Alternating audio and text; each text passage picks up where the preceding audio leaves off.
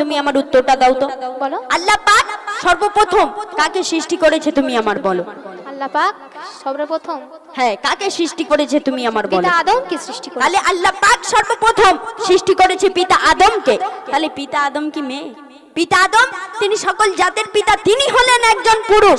তাহলে তুমি কিভাবে বলছো যে তার মানে নারীর সম্মান বেশি, আর তুমি বলছো যে নারীর সম্মান বেশি, আর আমি বলছি যে পুরুষের সম্মান বেশি। কিন্তু আমার আল্লাহ পাক তিনি কোরআনের মধ্যে কি বললেন যে আমি সর্বপ্রথম আমি পিতা আদমকে সৃষ্টি করেছি, আর আদমের বাম পাঁজরে রেহান নামক একটা হাড়ে আমি মা হাওয়াকে আমি সৃষ্টি করেছি। কিন্তু আমি মা হাওয়াকে আমি কেন সৃষ্টি করেছি?